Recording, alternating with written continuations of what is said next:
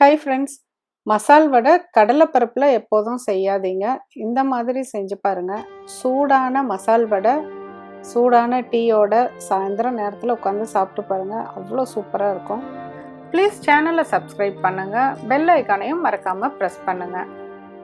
மசால் வடை செய்கிறதுக்கு இந்த பட்டாணி பருப்பு யூஸ் பண்ணி பாருங்கள். கடையில் பட்டாணி பருப்பு இல்லைன்னா வடை பருப்புன்னு கேட்டால் கொடுப்பாங்க. கொஞ்சம் அகலமாக பெருசாக இருக்கும். இல்லை 2 கப்பு எடுத்துக்கோங்க. ஒரு 2 to 2.5 hours வந்து தண்ணியில் ஊற வச்சுருங்க. இந்த மாதிரி தான் இருக்கும். கடலைப்பருப்புக்கும் இதுக்கும் ரொம்ப டிஃப்ரென்ஸ் தெரியும். இங்கே பாருங்கள், இது கடலைப்பருப்பு, இது வந்து வடைப்பருப்பு. இப்போ இது கூட அரைக்கிற மசாலா பொருட்கள் பார்க்கலாம். பட்டை, கிராம்பு, சோம்பு, இஞ்சி, பச்சை மிளகாய், வரமிளகாய். இது கூட வந்து கடலைப்பருப்பு 2 டேபிள் ஸ்பூன் எடுத்து ஒரு 20 நிமிஷம் ஊற வச்சு அதையும் வந்து நம்ம வடைப்பருப்போட மிக்ஸ் பண்ணிக்கணும்.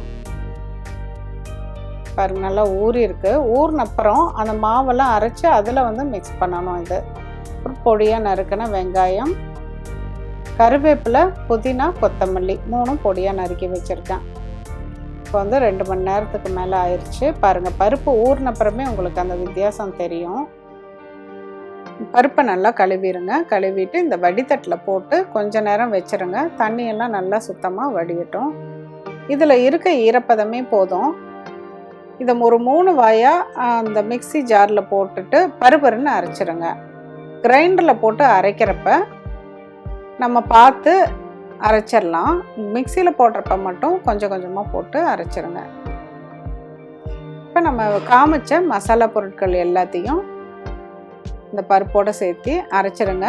மிக்சியில் அரைக்கிறப்ப நல்லா அரைப்பட்டுரும். இதே கிரைண்டரில் அரைச்சிங்கன்னா அந்த மசாலா பொருளை மட்டும் மிக்சி ஜாரில் ஒரு தடவை அரைச்சிட்டு அப்புறம் கிரைண்டரில் சேர்த்திக்கோங்க.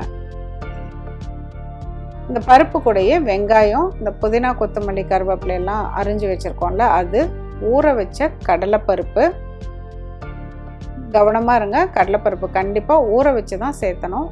கொஞ்சமாக உப்பு, இவ்வளோதான். எல்லாமே சேர்த்தியாச்சு. இனி எப்படி வந்து சாஃப்டாக வர மாதிரி, வெளியே முருகலாக வர மாதிரி சுடுறதுன்னு சொல்லிட்டு பார்க்கலாம். நல்லா பிசைஞ்சிருங்க. இப்படி அமுத்தி அந்த உருண்டையை பிடிக்கக்கூடாது. லைட்டாக ஜென்டிலாக வந்து பிடிக்கணும். அப்போ தான் உள்ளுக்குள்ளார வெந்ததும் நல்லா பொறுன்னு சாஃப்டாக இருக்கும், நல்லா வெந்திருக்கும். இந்த மாதிரி ஃபஸ்ட்டு உருண்டைகளை பிடிச்சி வச்சுக்கோங்க.